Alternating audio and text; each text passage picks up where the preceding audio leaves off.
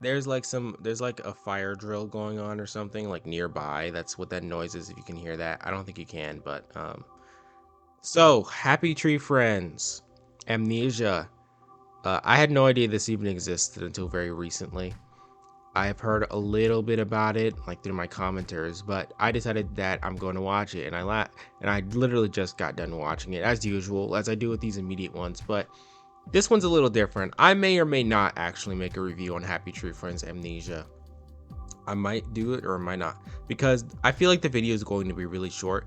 And by the way, same is true with like Madness Combat, which I'm probably going to make an immediate video response for that later. But the Madness Combat video is going to come out probably like late November, early December type shit. So that I just want to give you guys that little my members heads up that yes, I'm going to definitely talk about Madness Combat next. It's probably gonna be a short video, but which I hate making short videos. I don't like those. Those don't really give me any they can get you traction, but they don't really get you any money, which I like money, so you know, that's why I have this whole members thing. But anyway, me thoughts on Happy Tree Friends Amnesia. So positives, I liked how closely they stuck to the art style. I think that that was really cool. And I well, that's a double-sided criticism. I also like the action. I thought the action was really cool. I believe it was like episode 4 where it was Mime versus Crow Marmot. That was some cool action. Now, I think the animation could have been better. I think the animation could have definitely been more faster paced, and that it made a lot of moments feel a bit too slow for how impactful they should have been.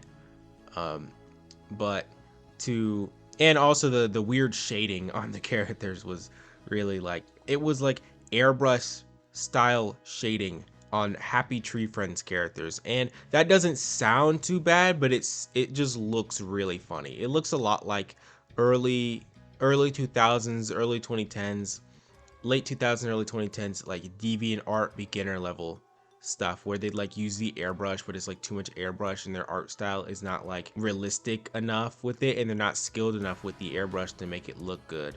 So that ended up making a lot of things look really funny. And here's the big elephant of the room with Amnesia. This is when I initially saw it, I thought I was watching the wrong thing and I clicked off, and this was like even before I made the Happy Tree Friends review, I think. Well, it's the fact that it's like an AMV series. Like all of the episodes have like some kind of super edgy rock song in the back, or like horrible like rapping music. Like one of them had like "I'm a Believer" by Imagine Dragons with like extra drums and shit, and that just made me burst out in laughter. So here's my main issue with the series. I commend it for how clearly it's how easily it's able to take itself seriously.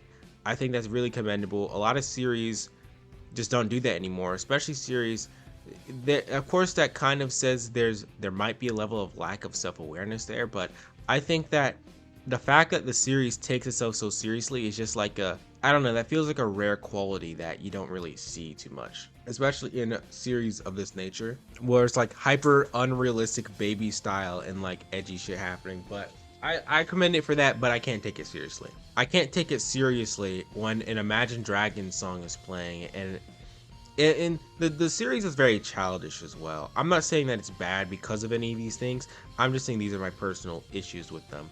It's not like retcons in Terrible Mouse, or like the repetitive joking in Happy Tree Friends where I have an issue with it. Or if you watch my Pork Chop and Flash Screen video, not explaining backstories and stuff like that. It doesn't have issues like that, I don't think. And I feel like I have to watch it maybe like, I might watch it 2 or 3 more times after this immediate reaction video to like get the lore, so I can like do a little real analysis, like one of those those lame analysis videos that you watch where it's just like the dude explaining to you what happens in the story and showing you clips of what it is, like that. Like I'm probably gonna do something like that. Tangent, I don't like those videos. Those videos are really lazy. They just watch something and then they just explain to you what happened in the thing. It's so lame.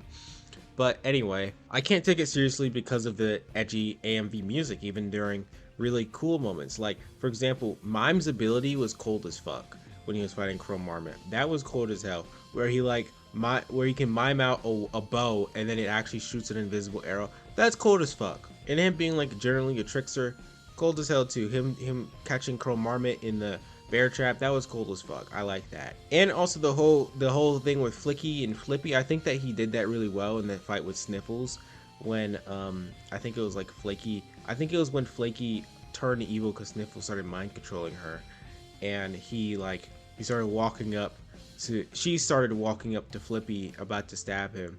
That switch was cool as fuck. I thought that was really sick. But I think on some other level the show really is, like I said a little earlier, it's kind of unself-aware, and certain things don't go anywhere. Now I'm not expecting the craziest writing abilities or anything from like a an AMV show, And I like taking all cartoons very seriously because the people behind them take them very seriously, no matter what kind of cartoon it is. Chowder, for example, the people who wrote that obviously took it seriously. That's why it's so good.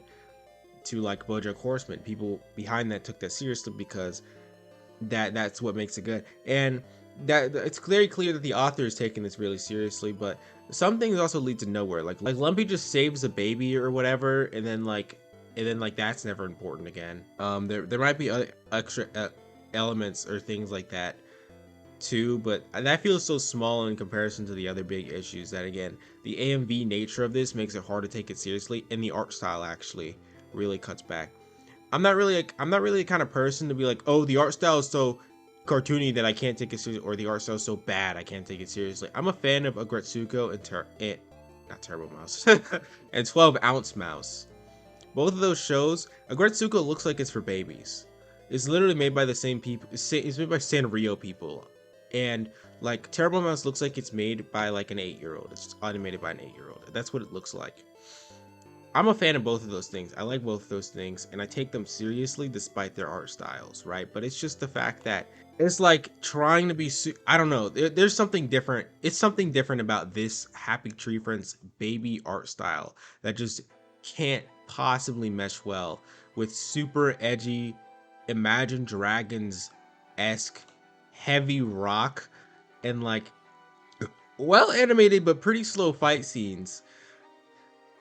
I don't know. There's something there's something about that is just so funny. It takes itself way too seriously. I can't take it serious.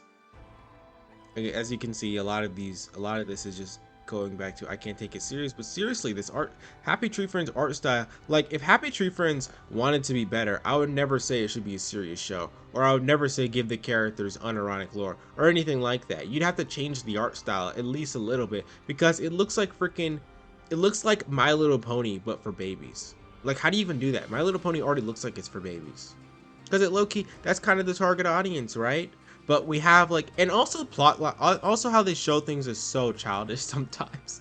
Like I literally burst out in laughter. There's one song where it's like legends never die or something. It was Flaky and Flippy spinning in like just randomly spinning in like a foresty field, and it was so sunny outside, and I was like, this is the most childish way to show that these two people are in a relationship. And because it's so childish and it's trying to be tough with the legends never die, because it immediately cuts to like Flaky on a bed like with a respirator on or whatever, dying or whatever, and it's like you're trying so hard to be tough but you're doing the most childish ways and shows of like just the relationship too. Just the relationship was so funny. Just how they did that was hilarious, I'm not going to lie. And then the super end where it was like Flippy is going around and basically dominating all the zombies with the Sonic.exe power because he's Flicky. So obviously he's the strongest one, right? So Flicky eventually encounters the first original Sonic.exe zombie variant, and the Sonic.exe variant offers its heart for some reason to Flicky. Now there's no dialogue, so of course nothing is explained. That's not a big issue for this.